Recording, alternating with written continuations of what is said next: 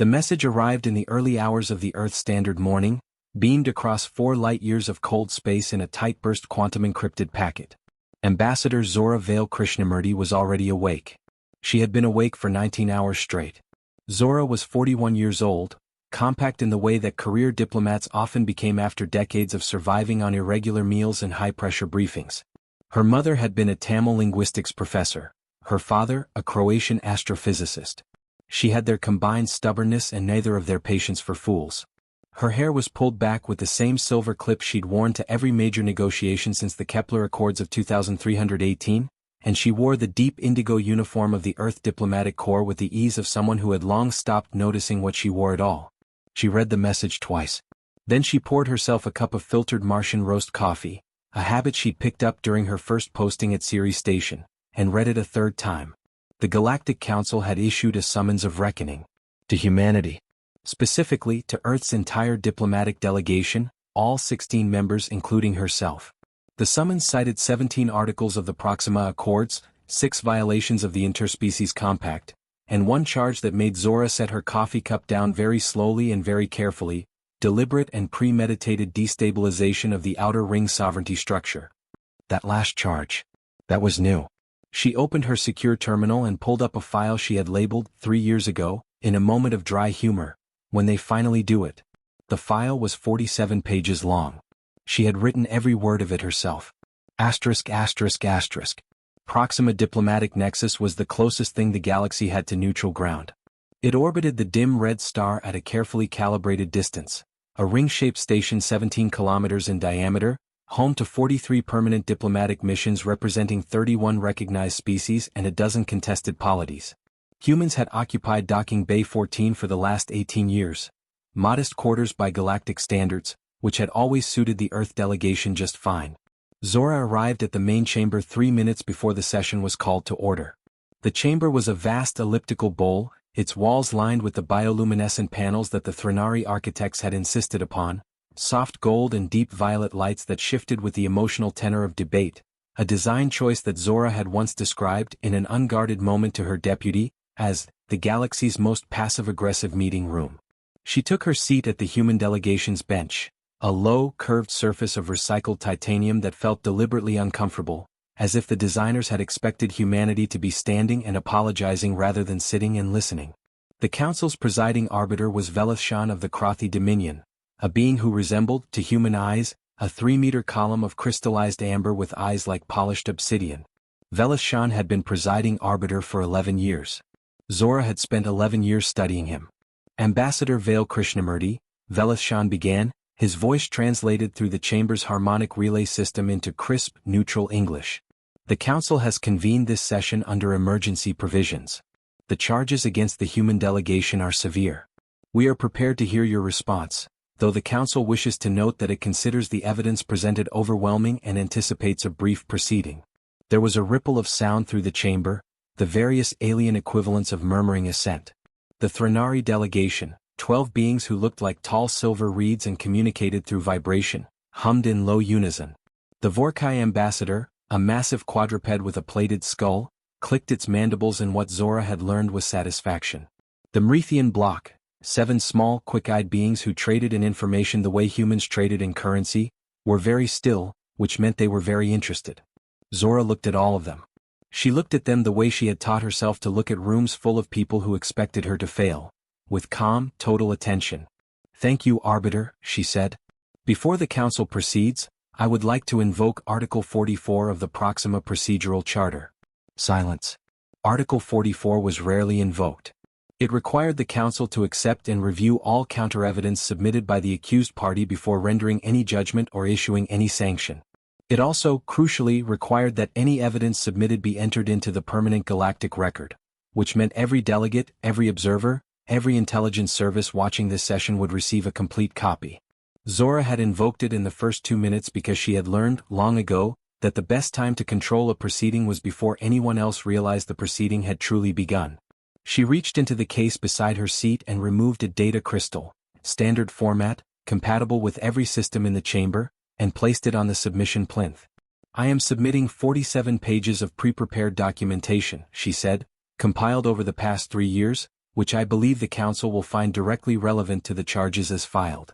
Velashan's obsidian eyes focused on her with an intensity she had felt before, in very different circumstances. The same look a predator gives when it realizes the thing it has cornered might not, in fact, be cornered. Ambassador, the Arbiter said slowly, you prepared this documentation over 3 years? I did, Zora said. The charges were only filed yesterday. Yes, she agreed pleasantly. They were. Asterisk asterisk asterisk.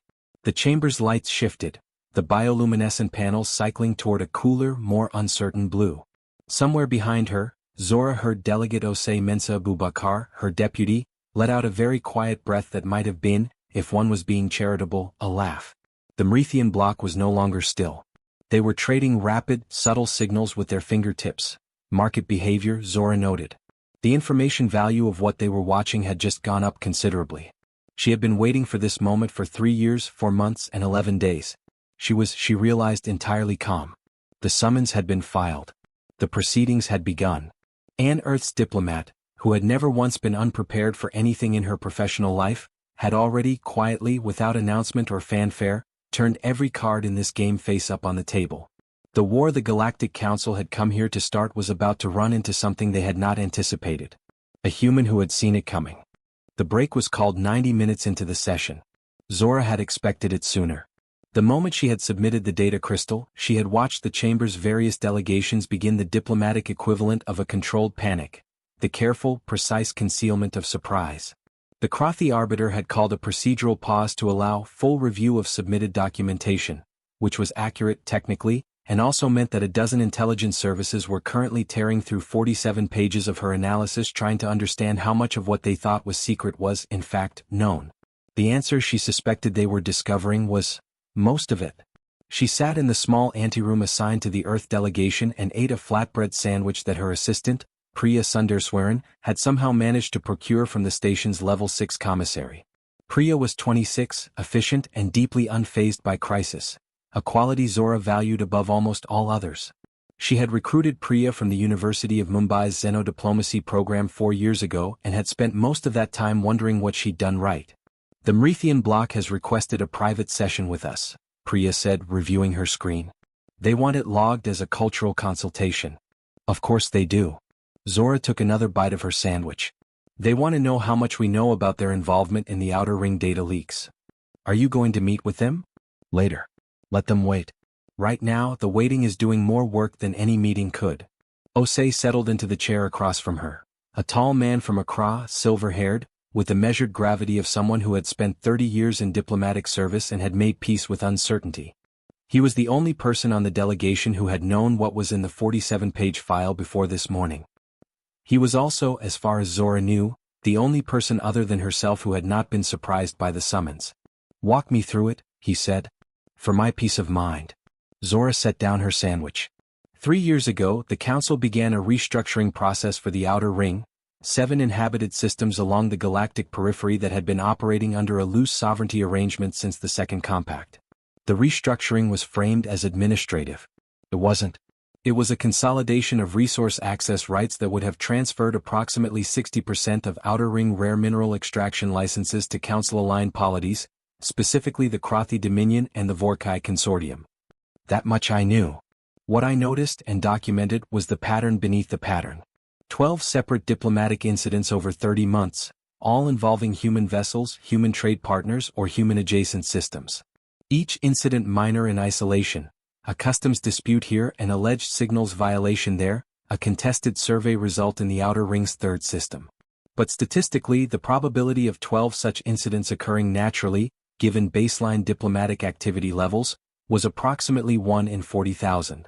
She paused. Someone was building a case file. Osei was quiet for a moment. Against us. Against us. Specifically constructed to support the 17 articles they filed yesterday. I identified the pattern in month 4.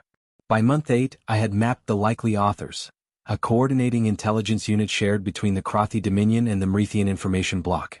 By month 14, I had identified the probable endgame, a reckoning summons that would either force Earth to accept reduced diplomatic status, which would remove our veto rights on Outer Ring policy, or escalate into a formal sanctions regime that would isolate us from the galactic trade network entirely. Either outcome, Osei said slowly, removes us from the outer ring negotiations. Which start in 6 months. Yes. Zora looked at the sandwich. So I spent 3 years documenting it. Every incident, every coordinating signal, every statistical anomaly. I built a complete counter case before there was a case to counter. She picked the sandwich back up. And then I waited. You waited. Timing matters. If I had gone to the council 18 months ago with evidence of a conspiracy, they would have dismissed it as speculation and it would have damaged our relationships with half the chamber. By waiting until they filed, by letting them commit, I get to present the counter-evidence in the context of a formal proceeding, on the permanent galactic record, where it cannot be quietly buried. Osei was silent for a long moment. That is either the most disciplined diplomatic strategy one have ever witnessed, he said, or it is the most dangerous gamble in the history of Earth's off-world relations. It's both, Zora said equably. The two are not mutually exclusive. Asterisk asterisk asterisk. The documentation in the 47 pages was structured in 3 parts. The first part was historical, a detailed analysis of the 17 alleged Proxima Accords violations, each one cross-referenced against the original incident records, independent censor logs from neutral parties, and the Council's own administrative databases. 13 of the 17 charges relied on incident reports that Zora could demonstrate were incomplete. 4 relied on survey data that she could show had been selectively edited, not falsified entirely, which would have been clumsy, but trimmed, specific data points removed in ways that shifted context without creating easily detectable forgeries. The second part was statistical, the probability analysis she had first run 30 months ago, now updated with 30 months of additional data. The pattern was clearer than ever. The likelihood of the incident sequence occurring without coordination was now, with full dataset, approximately 1 in 200,000. She had included the complete methodology, all variables, and the name of the external verification firm, a Threnari academic institution with no political ties to Earth, that had independently confirmed her numbers 6 weeks ago. She had engaged them quietly, framed as a research project on diplomatic incident frequency modeling. They had no idea what their analysis would be used for. The third part was the one that had made Osei go very still when she had first shown it to him 4 months ago. It was a complete reconstruction of the coordinating intelligence unit's operational structure. Communication pathways, timing patterns, the specific analysts whose signatures appeared in the edited survey data, the diplomatic channels through which the incident reports had been routed to ensure they reached the right archivists. It was, in effect, a map of the conspiracy, not speculative, not inferential, but documented, sourced, and verified. She had not obtained it illegally. She had obtained it the way she obtained most things that mattered, by paying extremely close attention for a very long time, to everything that everyone was doing, and by understanding that the people constructing the conspiracy were ultimately bureaucrats, and bureaucrats always left traces. Asterisk asterisk asterisk. When the session reconvened, Velithshan spent the first 20 minutes asking clarifying questions about her methodology. His voice was carefully neutral. His crystalline facets, Zora noted, were cycling through colors slightly faster than usual, which in Krothy physiology indicated elevated cognitive processing. Stress possibly. Or rapid recalculation. The Vorkai ambassador had stopped clicking its mandibles. The Mrithian block had still not moved. Ambassador, Velithshan said at last in a tone she had not heard from him before, something cautious and almost careful. You are asserting that the charges filed against the human delegation were constructed through a coordinated and deliberate process of evidence manipulation. I am not asserting it, Zora said. I have documented it. The assertion is in the filing. The documentation is on the record. Another long silence. The council will require additional time for review, he said. Of course, she said. I'm happy to wait. She had been practicing. They came to her at 0300 hours station time. Not officially. Officially, the council had adjourned until the morning session, and all delegations were confined to their quarters under the procedural protocols that accompanied an active reckoning proceeding. Officially, no interdelegation contact was permitted without arbiter approval. The knock at the door of Earth's mission offices was very quiet. Zora had been expecting it. Not tonight, specifically, but she had known from the moment she submitted the data crystal that someone would come. The question had always been who would come first. It was Sethera Yunvelo, the third cultural attaché of the Threnari delegation. The Threnari were silver-reed beings, tall and translucent, who communicated in harmonics, complex tonal sequences that their translator implants rendered into spoken language. Sethera was young by their standards, perhaps 200 years old, and she was one of 3 Threnari delegates Zora had cultivated over the past decade as genuine contacts rather than mere diplomatic acquaintances.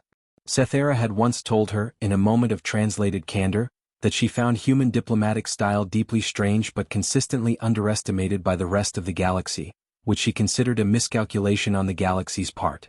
"Ambassador," Sethera said. Her harmonic undertones were running at a frequency Zora had learned to associate with something between urgency and apology. "I am not here." "You never were," Zora agreed and stepped aside to let her in. They sat across from each other in the mission's small conference room, the station lights dimmed to their low-shift setting, the bioluminescent wall panels cycling in the slow amber pulse of what the Threnari called thinking time. "The council's review session went until 0200, Sethera said. "I cannot tell you what was discussed. I understand. I can tell you that the Arbiter asked the Crothy legal team 17 questions about their incident documentation protocols. I can tell you that 6 of those questions had no satisfactory answers." Zora nodded slowly. "The survey data. The survey data." Sethera's harmonics shifted into a lower register. "Your statistical analysis was verified by an independent firm. The council cannot dismiss it. The question is now how to proceed without certain delegations suffering consequences that would destabilize the Chamber's working relationships." This was the negotiation she had known was coming. The Council had built a case against Earth to remove humanity from the Outer Ring negotiations. That case was now demonstrably compromised. But the Council was not simply going to admit it, because doing so would require acknowledging that 2 of its major members, the Crothy Dominion and the Vorkai Consortium, had coordinated evidence manipulation against an accredited delegation. That was not a small thing. That was a structural crisis. "The Threnari delegation wants a resolution," Zora said. "The Threnari delegation," Sethera said carefully, "believes that the long-term stability of the Proxima framework is served best by outcomes that preserve institutional trust while also addressing legitimate grievances." "That's a very elegant formulation. Thank you. It means, everyone walks away, no one is formally sanctioned, and the charges against Earth are quietly withdrawn." Sethera's harmonics were very still. Would Earth find such an outcome acceptable? Zora let the silence breathe for a moment. Outside the viewport, the dim red light of Proxima Centauri painted the station's outer ring in deep rust and shadow. 4 light-years away, Earth was rotating through its own early morning, 7 billion people going about their lives without knowing that a quiet room on an orbital station was, right now, negotiating the shape of the next decade of galactic politics. "No," she said. Sethera's harmonics flickered with something that might, in a human, have been surprise. "The charges against Earth need to be formally withdrawn on the record," Zora continued. "Not quietly dropped. Formally withdrawn, with a statement acknowledging that the evidence did not meet the standard required for reckoning proceedings. That goes in the permanent record. The Crothy will not. The Crothy will have 3 options," Zora said, "and they will not enjoy any of them equally. Option 1. Formal withdrawal, which costs them reputational standing but preserves their council membership and their outer ring resource positions. Option 2. Continued proceedings, in which case the full documentation, including the 3rd section of my filing, which I notice no one has publicly commented on yet, enters the complete galactic record and is distributed to all 43 permanent delegations. Option 3. They escalate, in which case Earth activates the mutual transparency protocols we have with 11 independent systems, and the story about coordinated evidence manipulation becomes the founding document of a conversation about council reform that a significant number of non-aligned systems have been waiting years to have."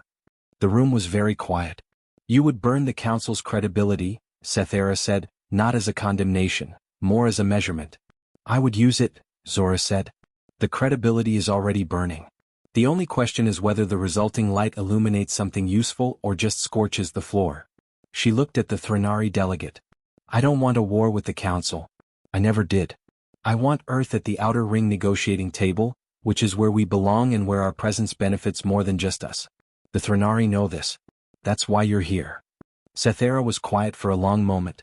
Her surface light, the translucent inner glow of her body, cycled through 3 distinct colors in rapid succession. Zora had seen this pattern before in very senior Threnari delegates, and had been told it was what their people looked like when they were genuinely uncertain. "I will convey your position," Sethera said finally. "I know you will," Zora said. Thank you for coming. After Sethera left, Zora sat alone in the amber light for a while. Priya appeared at the door 20 minutes later with 2 cups of coffee and the quiet efficiency of someone who understood that the most important thing right now was not to ask questions. They sat together in the low light and Zora thought about the outer ring, 7 small systems at the edge of the mapped galaxy, with populations in the hundreds of thousands, with resources that 3 major powers wanted and that the people living there had been trying to hold on to for 30 years. She thought about what it would mean for those systems if Earth wasn't at the table. She thought about all the things that happened to small places when powerful interests went unchecked. She had not prepared those 47 pages for Earth's reputation. She had prepared them because someone had to. The morning session began at 0800, and for the first 40 minutes it was the most boring thing Zora had witnessed in 20 years of diplomatic service. Procedural motions. Counter motions. Amendments to counter motions. The Krothy legal team, 4 crystalline beings in the formal amber and black of Dominion advocacy, presented a series of technical objections to the admissibility of sections of her documentation. Each objection was carefully constructed, precisely articulated, and, Zora noted with professional interest, completely correct on the narrow technical points they raised while systematically missing the broader evidential weight of the file as a whole. It was the tactic of people who had realized they couldn't defeat the argument and had decided to bury it in procedure instead. She let them go for 40 minutes. Then she raised her hand. "Arbiter," she said when Velashan acknowledged her, "I appreciate the thoroughness of the Krothy legal team's procedural review. I'd like to note that the specific admissibility questions they've raised apply primarily to 7 of the 47 pages, specifically the appendices covering the statistical methodology. The remaining 40 pages, including the incident cross-references and the operational mapping in Part 3, have not been procedurally challenged. Pause. I therefore request that the unchallenged 40 pages be formally entered into the permanent record as submitted, while the 7 methodology appendices undergo whatever additional review the Council requires." The Krothy legal team went very still. They had, Zora noted without expression, successfully spent 40 minutes challenging the wrong part of the filing. The permanent record entry of the operational mapping alone, the documentation of the coordinating intelligence unit, was worth more than any statistical methodology. It was the part that named structures, patterns, and channels. It was the part that, once in the permanent record, could not be retrieved or redacted. "Objection," the lead Krothy advocate began. "On what grounds?"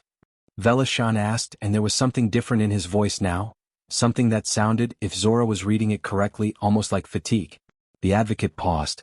"Scope of relevance." The document was submitted under Article 44 as counter-evidence to charges filed by Council members, Velashan said slowly.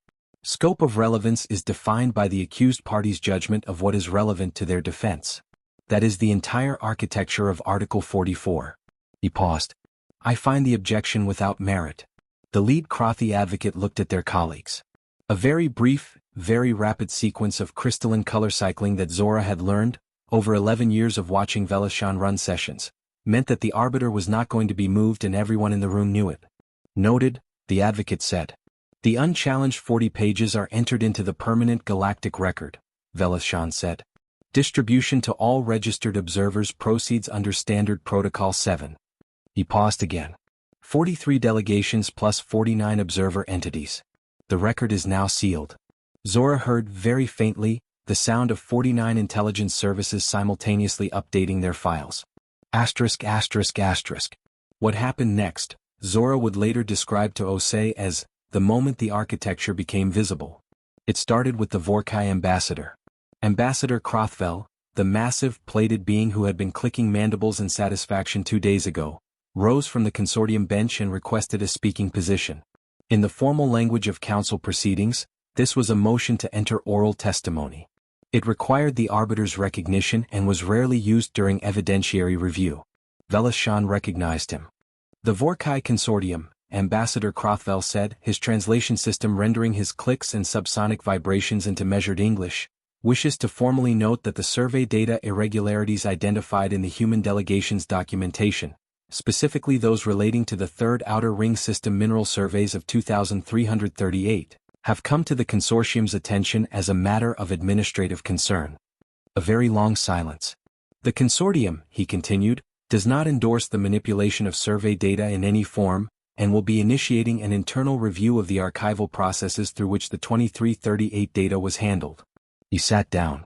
The Mrithian block was moving now, all 7 of them, their quick eyes tracking the chamber with the focused attention of beings watching a situation that was rapidly repricing itself. Information brokers read rooms the way other people read texts, line by line calculating value.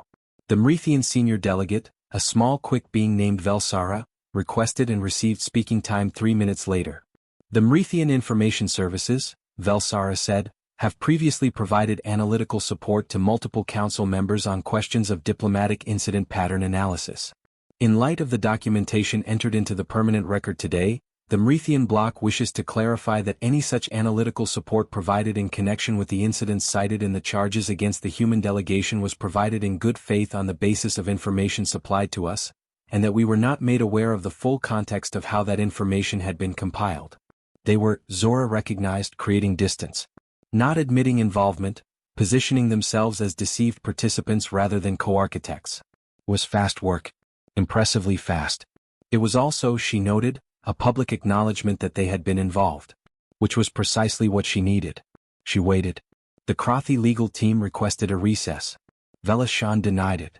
The permanent record entry has been made, he said, with an absolute calm that Zora had learned over 11 years, was what Krothi arbiters did when they had made a decision and were not going to unmake it. We will proceed. The lead Krothi advocate looked at their delegation's senior representative, a being Zora had never seen attend a session before, which told her this individual had arrived overnight, summoned from somewhere important, and the two of them exchanged a sequence of color cycling so rapid it was almost imperceptible. Then the senior representative rose. The Krothi Dominion, she said in a voice that was very controlled and very precise, wishes to request a procedural review of the charges as filed, in light of new information that has come to the Dominion's attention regarding the completeness of the evidence base on which the reckoning summons was predicated. You're withdrawing the charges? Velashan said. We are requesting. Under Article 31, he said, a requesting party may withdraw charges during active proceedings without prejudice, provided the withdrawal is entered into the permanent record with a statement of grounds. If the Dominion is requesting a procedural review on grounds of evidentiary incompleteness, that is a withdrawal. A silence that lasted exactly 4 seconds. The Krothi Dominion, the senior representative said, withdraws the reckoning summons filed against the human delegation, on grounds of evidentiary incompleteness, and acknowledges that the evidence as filed did not meet the standard required for reckoning proceedings under the Proxima Accords. It was in the permanent record before she finished the sentence. Asterisk asterisk asterisk. Zora sat very still for a moment after the withdrawal was entered. Osei, beside her, was writing something on his screen. He turned it slightly so she could see. It said, you knew they would fold. She turned her screen slightly toward him. It said, I knew they might. I prepared for if they didn't. He looked at her for a moment. Then he went back to his notes. The outer ring negotiations began on a Tuesday.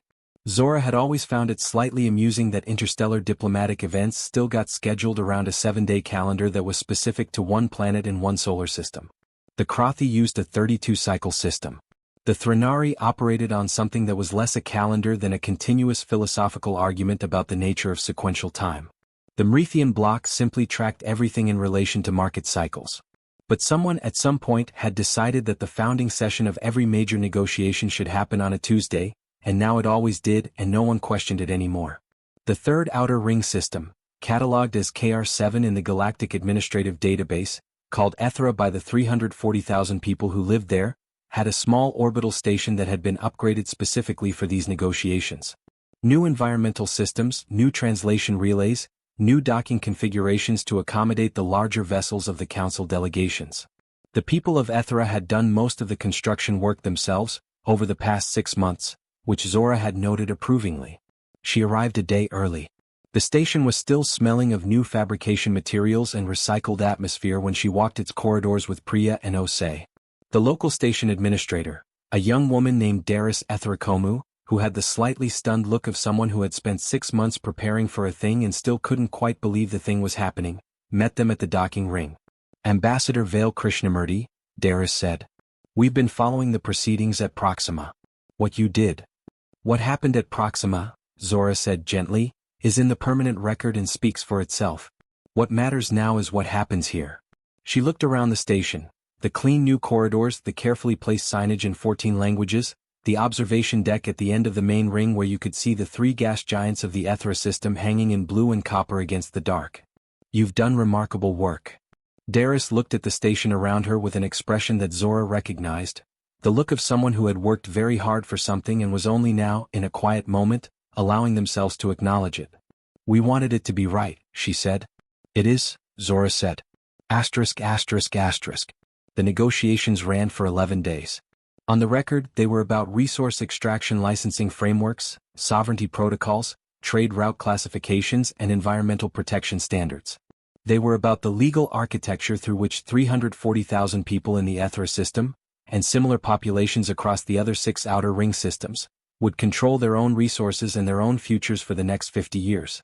Off the record, they were about something simpler and more difficult: trust. The question of whether the larger powers in the room, Krathi, Vorkai, Thranari, and Earth, could be trusted to negotiate in good faith with communities that had every historical reason to doubt it. Zora had been preparing for these negotiations for 4 years. Not just the 47 pages, those had been the defensive work, the preparation for what the Council might do to prevent Earth from being here at all. The preparation for the negotiations themselves had been longer, quieter, and in some ways harder. She had spent 4 years building relationships with the Outer Ring communities. Not grand diplomatic relationships, small ones. She had visited Ethra 3 times in the past 4 years, in low-profile trips that hadn't been listed in any official schedule. She had met with local administrators, with resource engineers, with the community councils that ran the day-to-day governance of the 7 systems. She had listened specifically and carefully to what they were actually afraid of and what they actually needed, rather than what the Galactic administrative databases said they needed. She had also spent 4 years building quiet relationships with specific delegates from every major power who she had identified as potential allies. Not allies for Earth's interests specifically, but allies for the principle that the Outer Ring communities should have genuine representation and genuine voice in the negotiations about their own systems. She had done this without announcing it, without creating a formal bloc, without any of the visible architecture of alliance building that would have triggered defensive responses from the Krathi and Vorkai delegations. She had, in other words, been doing exactly what the Krathi and Raytheon Coordinating Unit had done to build their case against Earth, but in the opposite direction toward something constructive, and without manipulating a single data point. On the 4th day of negotiations, the Vorkai delegation proposed a resource licensing framework that would have given the consortium 70% of the rare mineral extraction rights in 4 of the 7 systems. It was a reasonable opening offer in the sense that all opening offers that expect to be negotiated down are reasonable. It staked out a position without expecting to hold all of it. What it did not expect was Zora's counterproposal, submitted simultaneously from Earth and co-signed by the Thranari delegation, the new alignment block of 3 mid-tier council members, and 2 of the 7 outer ring systems directly. The counterproposal was 40 pages long. It had taken her 2 years to write. It restructured the entire licensing framework around a principle she called developmental sovereignty. The idea that extraction rights in inhabited systems could not simply be allocated by Galactic administrative authority but had to be negotiated with the resident communities as primary stakeholders rather than secondary interests. It included a detailed framework for what that negotiation process would look like, timelines, dispute resolution mechanisms, and a revenue-sharing model that ensured at least 40% of extraction proceeds were reinvested directly into the host system's own infrastructure and development funds. The Vorkai ambassador looked at it for a long time. This framework, he said, would require the Council to recognize inhabited system communities as primary negotiating parties. Yes, Zora said. That has never been done before. No, she agreed. It hasn't. On the 11th day they signed the Ethra Accords. It was not everything the Outer Ring communities had hoped for. It was not everything Zora had wanted. The Vorkai retained significant extraction rights. The Krathi secured preferred trade route classifications. There were provisions that Zora considered compromises she would spend years trying to revise. But the developmental sovereignty principle was in the document. The Outer Ring communities were primary parties, not secondary interests. The revenue-sharing model was in the document. The dispute resolution framework was in the document. Darius Ethrakomu was in the room when the final signatures were entered. She was not a party to the Accords, she was an observer, the station administrator, officially present in a logistical capacity. She watched the signing with an expression that Zora had seen before, in other rooms, after other negotiations that had gone better than they might have. the expression of someone registering that a thing they had needed for a long time had, quietly and without drama, actually happened. After the session ended, Zora walked out to the observation deck. The three gas giants of the Ethra system were there, blue and copper and patient in the dark. Priya found her there 20 minutes later. The Krathi senior representative wants a follow-up meeting, she said. About the next cycle of Outer Ring negotiations. Schedule it, Zora said. The Mrithian bloc has filed a formal information request under the new transparency protocols you introduced in the Accords. They want access to Earth's diplomatic modeling methodology. Deny it politely. Tell them it's proprietary. Is it? No. But I'd rather they spend the next 2 years trying to figure it out themselves. It'll keep them constructively occupied. She paused. What else? Message from Deputy Secretary General Osei. He says, and I quote, 47 pages. Next time warn me it'll be 47. Zora smiled. A real one, the kind she mostly kept for moments when no one who needed to be managed was watching. Tell him, she said, that the next file is 62 pages. And I've been working on it for 8 months. Priya looked at her. Is there a next crisis?